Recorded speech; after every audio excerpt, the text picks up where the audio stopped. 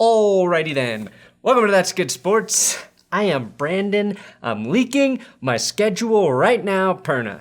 Okay, here we go. 10:25 p.m., fall asleep. 10:30 p.m., wake up because my baby is crying. Feed her, take a leak.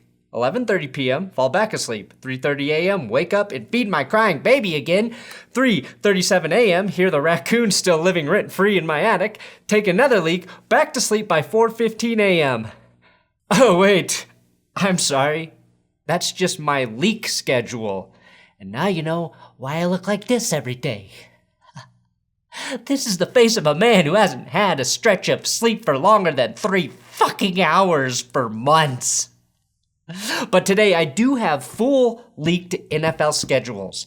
That's right, full leaks. Plus, an Aaron Rodgers stat that you have never seen or heard. Aaron Rodgers is a winner. We will dip our toes in some NFL schedule release leaks, the Raiders' new end zone nightclub, and the big news, Deshaun Watson's alleged settlements with his alleged victims, allegedly. Whew, that's good sports.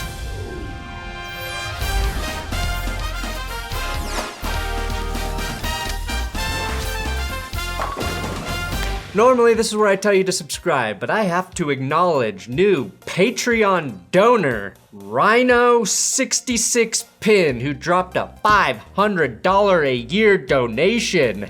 Yes, Rhino, that buys you access to my secret live stream. And yes, that's just a camera set up in my bathroom so you can watch me pee at 10:30 p.m., 3:30 a.m., 5:30 a.m. every time my baby wakes me up. Today's episode is sponsored by buyraycon.com/thatsgood, which will save you 15% when you use my link below. Raycon's noise isolating earbuds fit perfectly into my head. It's almost like founder Ray J snuck into my room when I was sleeping and took molds of my ears.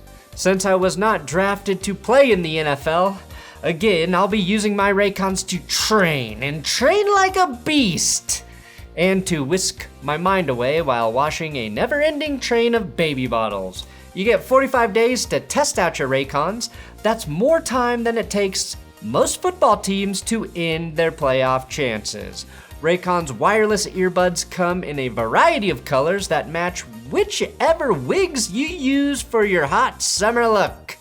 Those are totally my ears. Click my link in the description or go to buyraycon.com/thatsgood to get 15% off Raycon earbuds, which are already half the price of other premium earhole speakers. Okay, the NFL has gifted Tom Brady another Week 1 victory by matching the Bucs and the Cowboys to kick off the season. I'm sure Jerry Jones sucked 0 dicks to make this happen. The silver lining is we do get Tom Brady opening the season after winning a Super Bowl. Which means the pandemic is over, my friends. The world is back to normal. Thank you, Tom. Damn it, thank you. Even with Dak Prescott healthy for the first time since he snapped a body part like a cast member of West Side Story, I don't think this is as good a game as the NFL thinks it is.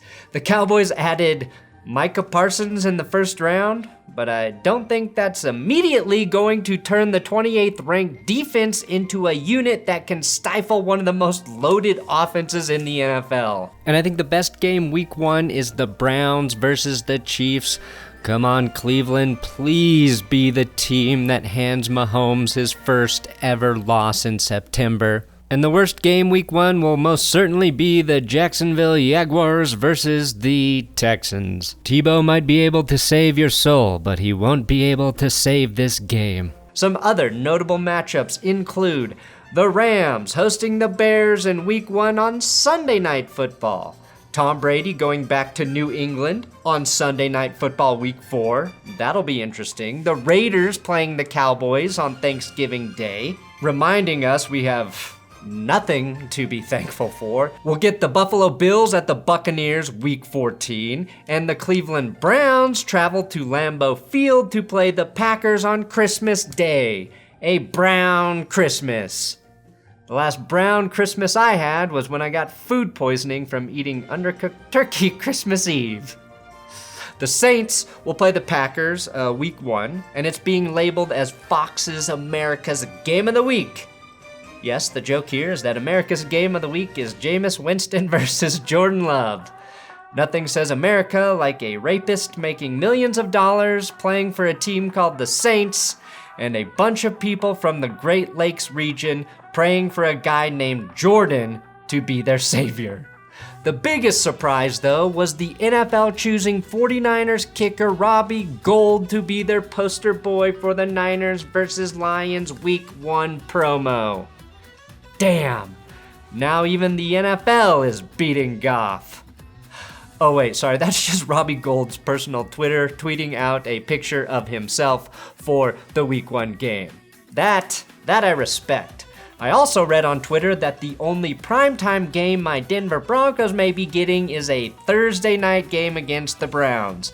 That would end a 29-year streak of Monday Night Football appearances for the Broncos, which is the longest current streak in the NFL. I think Green Bay still has the second longest streak, which is funny because if Aaron Rodgers does come to Denver, the Broncos will definitely get flexed into a Monday night game. So not only will he save our season, he will save our Monday Night Football streak.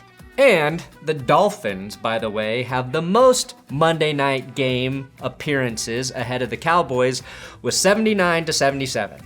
I just thought that was kind of surprising. So, with no further ado, here are the Patriots, the Jets, and the Saints' full leaked schedules. The biggest gem I found here is seeing we will get the Buffalo Bills playing on Thanksgiving against the Saints. Bills Mafia on Bourbon Street on Thanksgiving after a year of isolation? What could go wrong? If you want to analyze these full schedules, please pause the video right now, screen grab them, because I am moving on. The big story earlier this week was Tim Tebow signing with the Jaguars. Then we heard reports that there were some players on the Jaguars roster who were not thrilled about Tim Tebow possibly joining the team. One anonymous third-string tight end said, "This really sucks for me and my family." Anonymously from a tight end. Honestly, if you're a bad team like the Jags, you should want Tebow on your roster. He's going to get way too much unjustified attention, which, if you play an important position on the Jags and have a bad game, Tebow is a godsend. Trevor Lawrence could throw 3 interceptions, but if he tosses 1 touchdown to Tim Tebow, the media won't be grilling T-Law after the game. No, there'll be a swarm of microphones around Tim Tebow, and maybe a couple guys asking Lawrence how he was able to get Tebow involved in the game plan. I think Shannon Sharpe said it best. Tim Tebow is addicted to fame. Tim Tebow cannot let it go, says the guy on television every single day debating frivolous and irrelevant sports points. Sharp. He loves the attention. He craves the fame. He craves the limelight. According to Rich Eisen, Deshaun Watson could be settling with his accusers, which means he could be back on the field in 2021. I don't know if he should be on the field in 2021 unless it's a longest yard type situation where he's recruited to play quarterback against the prison guards. But if he's available, he's going to be highly sought after even at this point. Let's be honest, with these privatized prisons though, he might be able to make more money playing for them than the Texans. Now when I say according to Rich Eisen, what I mean is that Rich Eisen has suggested that since we haven't heard anything from the Watson camp or the accusers' lawyers camp for a while, that it's because they are working out deals behind the scenes. Now I'm sure Rich Eisen has some good sources here, but it's far from anything concrete yet. But maybe Rich Eisen just confused Deshaun Watson for Jameis Winston, again, who also settled a massive sexual assault case. My question at this point is, if Deshaun Watson settles all of these cases, the all 22, as they call it, and the NFL allows him back onto the field, do you want him as your quarterback? In my opinion, a settlement isn't necessarily an admission of guilt. In reality, it's just an easier option than going through this country's legal system to resolve something like this. Now, I say that because some people will scream he's guilty if he settles, and others will say it was his only choice. The only thing that is certain, that is absolutely certain, is we will never, ever know the truth. And my feeling here is the truth is somewhere in the middle there, which still isn't good for Watson. And even if there's a settlement, this is going to follow Deshaun Watson for the rest of his career. So if you're a team that takes a chance on him, that will be hanging over your head even if he's great and even if your team is winning. And that is the price you are going to have to really ask if you can afford if you're an NFL team. On to some positive news. After scoring an incredible 130 on a mental aptitude test, Justin Fields is the smartest quarterback who has ever lived. And he didn't even have to go to Harvard. I can't wait till he makes my Broncos look like the dumbest team that ever lived by not drafting him. Now, this marks the first time in history Ohio State has ever been recognized for academic achievement. Another rookie quarterback, Zach Wilson, scored an astonishing 150 points on the I am most embarrassed by my mom's social media accounts test. You guys please tell Sophie that Snapchat is just for whores. Mom, how many times do I have to ask you to stop saying whore on social media? Like a whore in church. And Disney, you're kind of assholes, I'm not gonna lie. Now, welcome back to the 24-hour Aaron Rodgers News Network. According to reports, the Packers offered Aaron Rodgers the biggest contract in the NFL. That makes sense, considering he is in fact the best quarterback in the NFL. Here's the thing, according to Adam Schefter, he turned it down. So what that means is his rift with the Packers stretches far beyond money, which I think we all expected to be the case at this point. So if it's not about money, then what's this about? Sex. Life is sex. And the Packers better bone up. Now here's the Aaron Rodgers stat that I promised.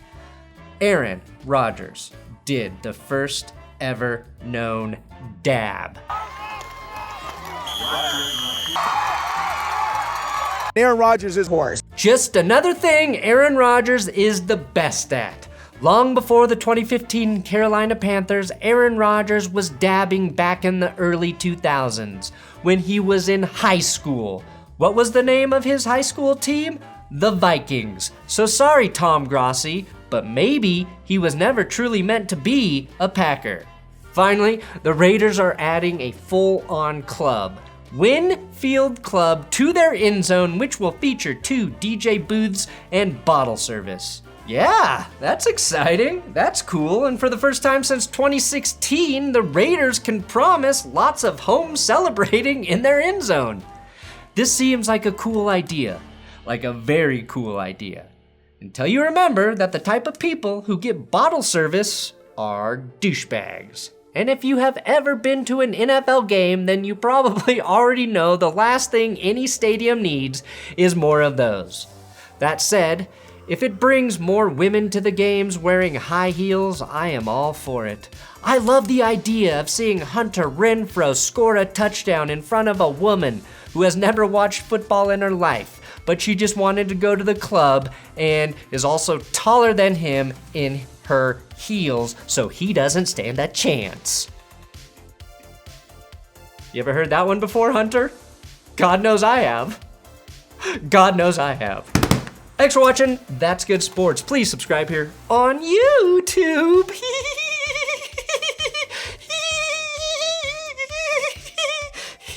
Aaron Rodgers is whores. Yeah, come on, subscribe, boys. It's football time.